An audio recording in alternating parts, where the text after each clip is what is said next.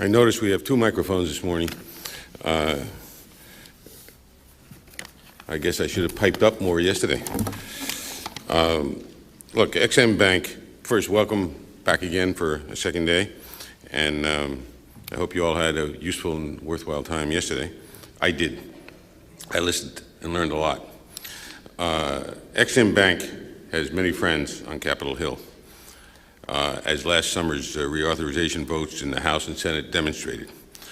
One of our very best friends, and a new friend of mine, and more importantly, one of the best friends of the U.S. exporter, has been Congressman Michael G. Oxley.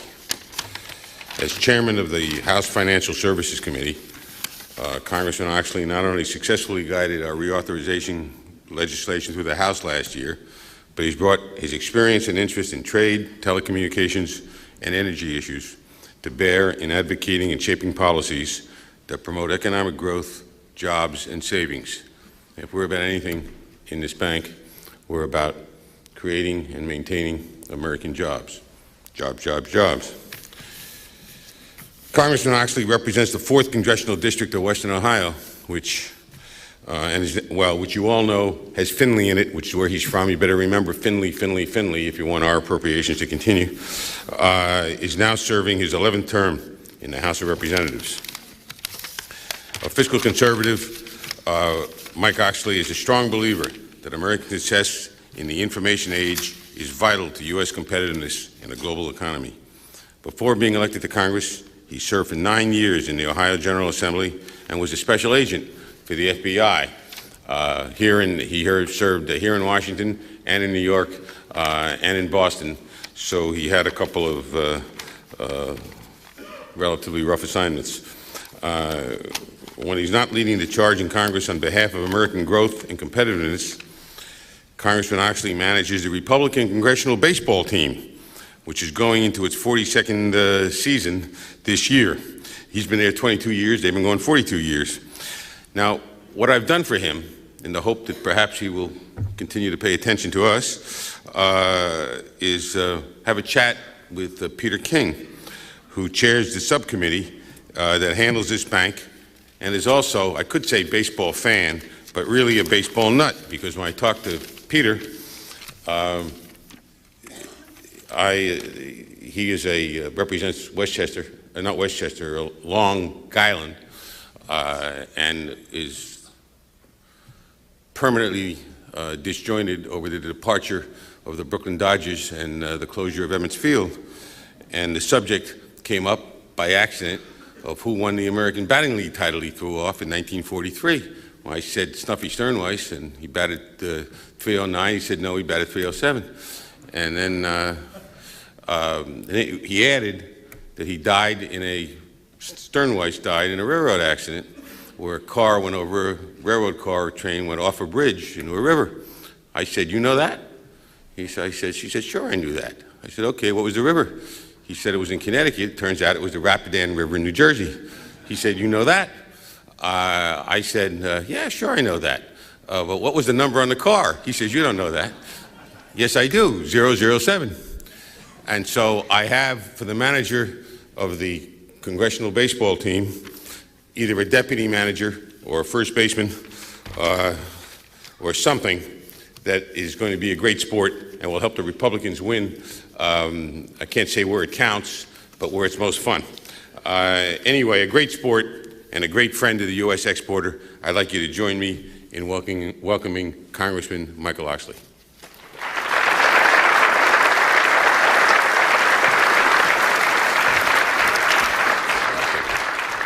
Phil, thank you very much for that history lesson on baseball.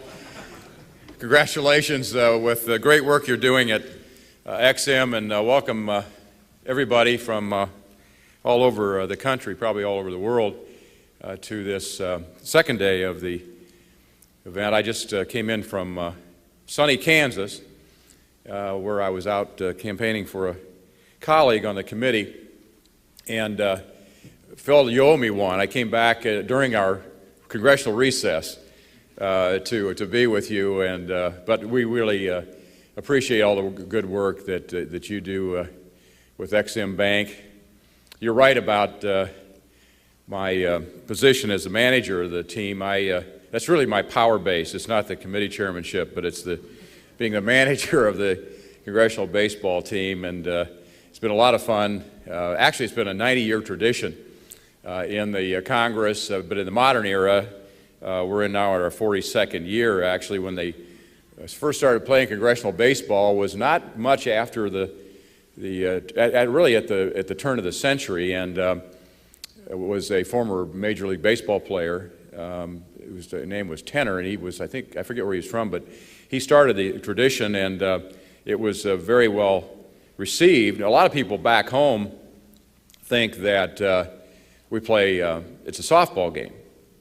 People say back at home, they say, well, how's that softball team? I said, we play hardball in Washington in more ways than one.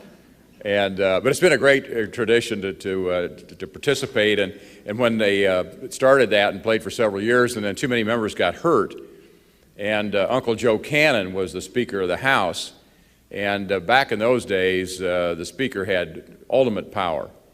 So Joe Cannon decided that too many members were getting hurt, and he suspended the game. It didn't really start until after the Second World War, and then people like Bob Michael and others rejuvenated the game, and it's been a great, great tradition. And not only that, we get to raise money for charity, and about $100,000 a year for various charities, including the Adult Literacy Program.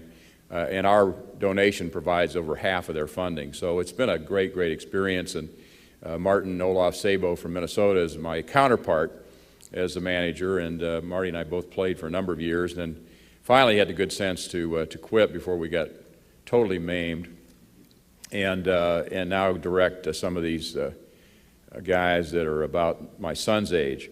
But it's been a lot of fun, and we're glad to be participating in it. It's great to be here, and let me say that working on the reauthorization of the Export-Import Bank was a major accomplishment that we were able to get done last year. It's in the past not been an easy lift, and it wasn't last time, but working with the folks at Ex-Im Bank, with Phil's leadership, with the press of the need to have reauthorization so that we could, and you folks could make the kind of plans necessary, was critically important, and I want to thank you all for what you're doing. And I really do look forward to working with all the folks at Ex-Im on promoting U.S. goods overseas, and clearly we're going to make that a priority. I'd like to also commend Bob Zoellick, our USTR, for his work in negotiating free trade agreements for the United States. These trade agreements will be the engines of economic growth in the U.S. for years to come, and I expect that the Congress will consider the first of these agreements later this summer. And there are a number of countries that are lined up to be participants in a free trade agreement. But let me go back a little bit. If you recall the fast track issue, wherein we went for a number of years and were unable to reauthorize fast track. It was a frustrating time, I think, for all of us who believe in free and open trade. And during that time period when the President was unable to negotiate free trade agreements with other countries, the European Union had completed 27 separate trade agreements all over the world. We had successfully negotiated 2, and we were falling farther and farther behind. And when President Bush was elected, he made it a point not only to get this legislation passed, but probably just as importantly to change the name somehow from fast track, which had taken on a kind of pejorative meaning, to a Trade Promotion Authority, TPA. And with the President's leadership and with the House and Senate leadership, we were finally able to get that across the goal line and get it passed in the last Congress. Not easy. The bill that passed the House passed by one vote. And then, when the conference committee conference report finally came to the House, we passed it about 3:30 in the morning by 3 votes. So my point is that these issues are not easy. They are incredibly difficult, fraught with political overtones, fraught with a lot of discussion that leads to potential protectionism, and really probably not a real good understanding of exactly what that big picture is. And as long as I'm a chairman, as long as I'm a member, I'm going to continue to promote free trade as a real means of spurring economic growth and development. And I think too many times particularly in the House, tend to get a very narrow view of what a trade is all about. We're the foremost economic power in the world, exchanging goods and services really at an astounding rate. We often consume more than we sell overseas, which is often interpreted to be a negative for the U.S. economy. And by the way, when you're talking about the current trade deficit, we never include financial services or the services sector in general. Financial services industry basically has an $8 billion surplus with the rest of the world, but that is never counted in the numbers for the trade deficit that we see come out every month. We currently maintain a $136 billion overall trade deficit. That's $136 billion that have gone overseas instead of to companies here at home. For a great many people, this is a very troubling statistic unless we look at the big picture. The reason we maintain a trade deficit with so many nations is because the strength and the productivity of the people of this country. We are the largest economy in the world with the most productive and technologically advanced workforce in the world. And this inevitably leads more and more foreign companies to want to compete here in the United States.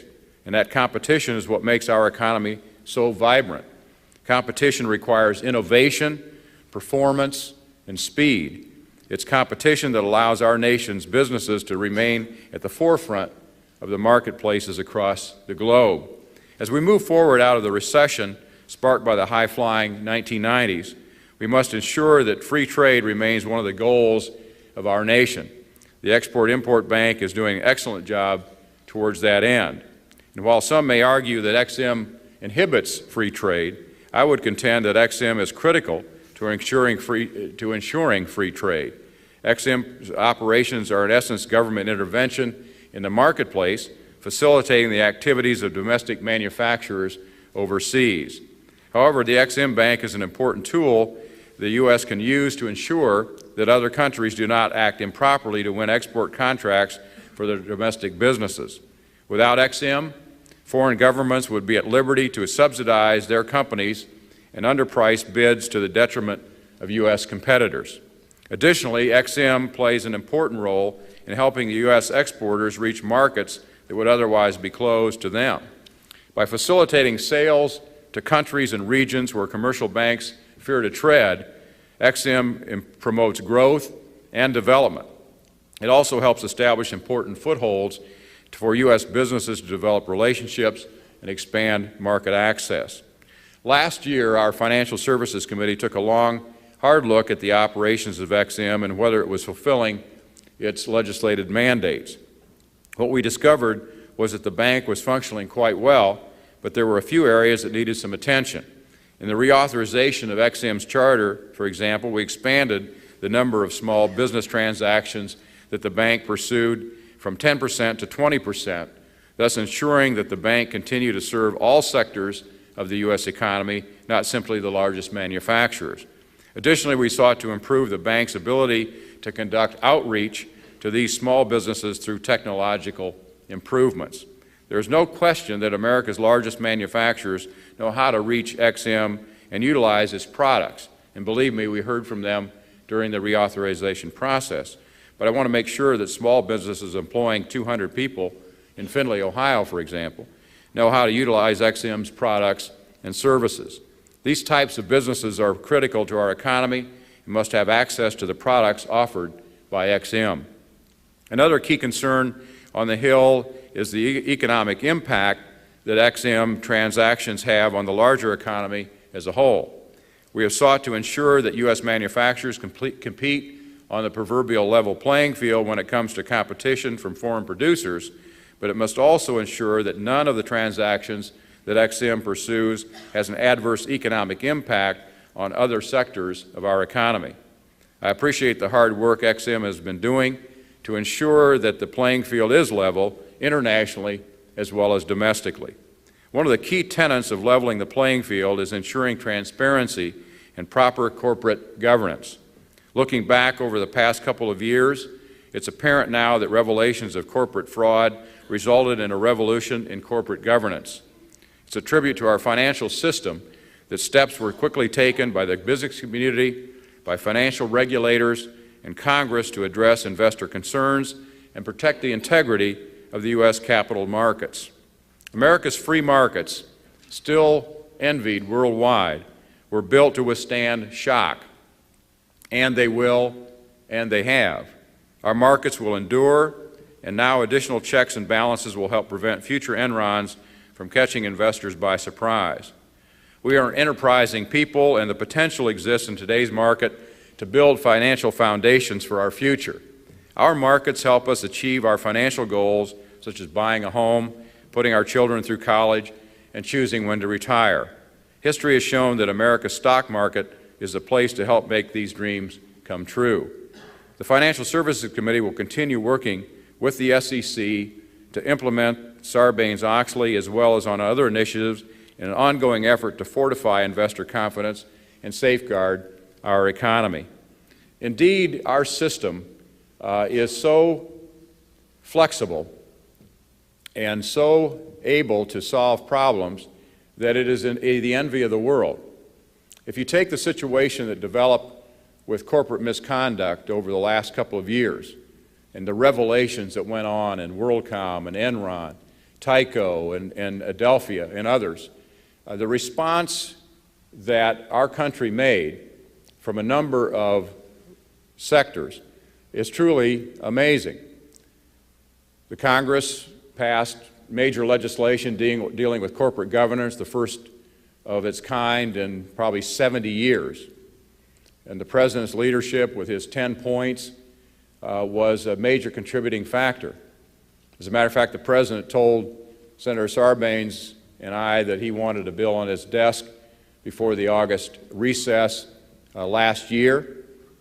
This was in a time when the Senate had not passed their bill until mid-July. We were able to work together in a collegial way and a bipartisan way to produce legislation. Nothing focused the attention more of the Congress than the August recess, and we were able to get that job done and to the President for a signature late July. And it was an example of what a country can do, being able to have the ability to recognize when there are some problems in its system, whether it's people taking advantage of the system or something structural in the system. When a lot of people were saying our system was corrupt from within, a system that had produced the greatest wealth for the greatest number of people and the greatest opportunity for the greatest number of people in the history of the world, still obviously had some problems, and the Congress and the President stepped up to fix those problems, had the political will to do that. But it wasn't just the Congress or the President. It was the self-regulatory organizations who listed or had new listing requirements, making more independent members of the board, making the majority of the board independent for those listed companies, particularly some of the key committees of those boards, like the Audit Committee. It had an enormous impact on the Business Roundtable, who came forward with best practices for those companies participating in the Business Roundtable to kind of set the tone. It was the Justice Department pursuing wrongdoers. It was all of those. It was virtually every CEO in the country doing an attic-to-basement review of what their procedures were all about, what their boards were all about, what their management team was all about. Really a self-cleansing mechanism that I would submit is somewhat unique in the world. And if you compare our system of having the ability to step up and solve problems in the public and the private sector, and you compare us to perhaps a couple of our major competitors and trading partners, Japan and Germany, I think we can conclude that our ability to be flexible and to deal with reform and move forward is quite unique. The Japanese have had problems for over 12 years. Virtually everybody in this room and everybody in Japan knows what the problem is: unperforming and underperforming loans that continue to be swept under the rug. As a result, Japan can't grow. Their gross domestic product continues to flounder. Germany, the great engine of growth in the European Union, the largest economy in the European Union, double-digit unemployment, large state sector, high taxes, laws that say you can't fire anybody. If you can't fire anybody, you're probably not going to hire anybody. When can we expect those countries that we desperately need to continue to improve world growth, when can we expect those countries to make the kinds of tough political decisions that we had to make to ensure that we have competition and that we have the kind of restoration of faith in the system that is sorely lacking in other countries? And for that, I think we in the United States set a wonderful example for those kinds of reforms. And I'm convinced that that's what's going to keep us on top. I'd like to applaud again Ex-Im Bank for their hard work and dedication in promoting goods made here in the United States. We must ensure that Ex-Im remains viable and serves its customers, who are, at the end of the day, U.S. taxpayers. Those are the folks that I represent. Those are the folks that our folks all over in the Congress represent. They are our first responsibility, and I'm convinced working with Ex-Im in a very positive way can promote the production and the distribution and the exports of those kinds of goods all over the world, both the large and small companies. Thank you very much. It's great to be invited here. And Phil, I understand we're going to do some Q&A. Is that fair? I think you can handle that on your own. All right. No baseball questions. No baseball questions. No. No, I'm a Tigers fan, and I'm in serious difficulty here. Okay. Yes, sir. Sir, a question on the adverse economic impact. In those situations where there is a determination by Ex-Im Bank that an adverse economic impact will follow if Ex-Im Bank approves a transaction, Ex-Im Bank will deny it. A foreign supplier will win the sale, and the adverse economic impact takes place anyhow. The bottom line is U.S. jobs are lost. In congressional criticism on such transactions, is it purely a political thing, or is there an economic reason why that decision is made? Well, you mean the decision by Ex-Im? And the pressure that Congress puts on Ex-Im Bank in these situations. Yeah, that's a good point. I think there's no question that that the Congress is sensitive to those kinds of issues, particularly as it may impact their particular constituency or a perceived problem with their own constituents. It is impossible to divorce the role of Congress in these kinds of institutions. We try as best we can to wall off that kind of pressure, but it occurs with virtually every institution of government. It is essentially elected representatives trying to represent their constituencies. And so it would be impossible to get rid of it. But at the same time, I think it's important that the bank be able to take an objective viewpoint of whether, at the end of the day, we're moving the ball forward in terms of economic growth and job creation for the entire country. But we'll never be able to divorce ourselves from the parochial interests. Why do you think that the Free Trade Agreement Trade Promotion Authority is able to pass by a narrow margin? is because, particularly in the House, there are a number of parochial interests that members feel obligated to defend.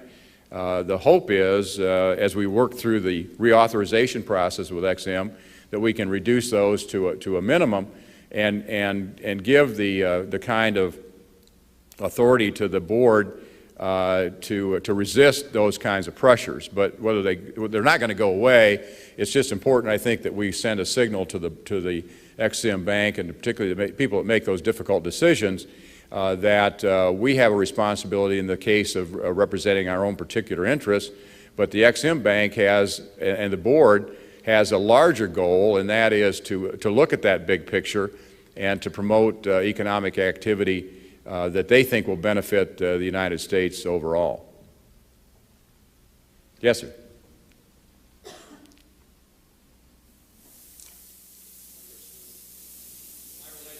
EXIM Bank goes back 25 years as a banker and as an intermediary of the programs. I think one of the primary challenges the bank faces today is the fact that every year they lose bright people, capable people, because of this disparity in compensation between the bank and the private sector. And I'd like to know, A, if you're aware of that, and B, what you think you can do about it. That's a good question. That happens in a lot of government agencies. Let me just cite you one example. We had a major problem at the Securities and Exchange Commission at a very difficult time when they were losing a lot of people because there was a disparity between the pay of the professionals at the SEC, the lawyers and the accountants, with other federal regulators, not just with the private sector, but even with other federal regulators. And as a result, this pay parity issue was addressed in the Sarbanes-Oxley Act to try to close that gap. The SEC had lost something like 30% of their people over the last few years, and essentially some of their top people. And by the way, not necessarily the private sector, but to some other regulators like the Fed or the OCC. So we're constantly aware of that. It came up in the hearings on the reauthorization for EXIM. I don't think we'll ever be able to provide a parity with the private sector. That would be impossible virtually in every government department. But in a sensitive area like EXIM, where you're dealing with international issues, it's critical that we keep some of these people there. And that is obviously a job not necessarily for our committee, but for the Appropriations Committee. But I think it clearly is an issue that we need to address. These folks are highly trained. They have a great deal of experience. They know how the system works. And every time you lose somebody like that, it's very difficult to break somebody in at that level. So we're, I think, acutely aware of it, and I think we need to be more aggressive in making the appropriators understand that as well, because it's clearly an issue that won't go away, and we need to address it. I thank you for raising that issue.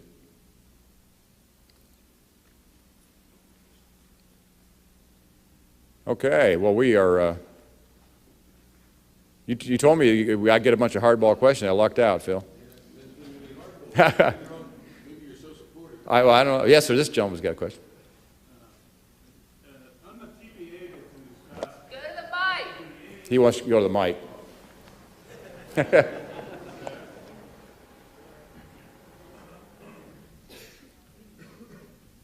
My name is Malak. I'm a very small businessman.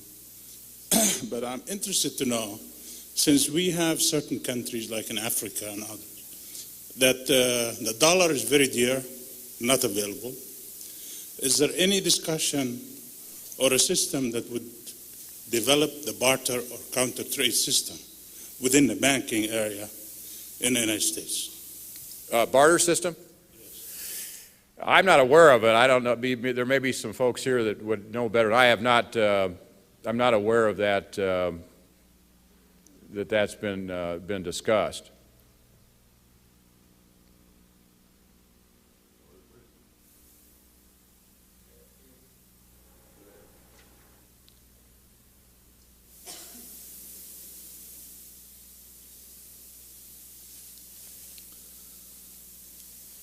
Latin America represents 500 million people that needs all kind of goods from America. The average per capita in Latin America is $2,000. In some of these countries, within the countries, there are some areas where the per capita is $200. We started the NAFTA about 20 years ago, but it's only in 3 countries. I wrote a book which is called NAFTA Bridge as an extension to the rest of Latin America, but I don't see a program yet in order to overcome that gap that there is, in order to increase that per capita so we will be able to put some money in their hands to buy our goods. What can you mention about it, or what can you comment about it?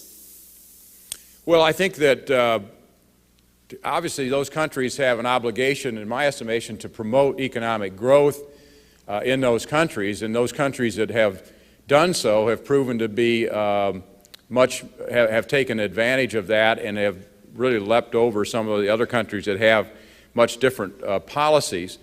But indeed, the idea of having a free trade of the Americas makes enormous sense. I'm very much in favor of that. We're already looking at negotiations with Chile, and Chile may very well be the first country that we're going to get a free trade agreement with under the new regime of Trade Promotion Authority. But I think that many of the governments, whether they be in South America or otherwise, have a need to explore pro-growth policies. And I think it's been shown time and time again that when those kind of governments do that, whether it's in Ireland or New Zealand or others where you've had issues of a change in rapid change in policy that encourages economic growth and savings, deregulation, allow market forces to work. In virtually every one of those countries, you've had an enormous impact that has led to a higher standard of living for those people. So I think that what we try to do in this case, whether it's Ex-Im Bank or whether it's through our USTR, is to promote pro-growth policies that benefit both countries in the trading in the trade arena.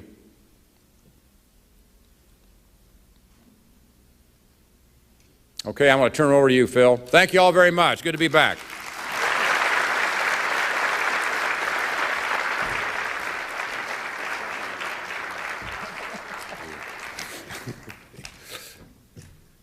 Look, you can see that Congressman Oxley has a sound business judgment. That means he agrees with us. Should say we agree with him. It was a stimulating, thoughtful, to the point address. I thank him for it. And it's nice to know that this institution and American exporters have a friend on Capitol Hill where it counts, where it really counts. This concludes our morning session.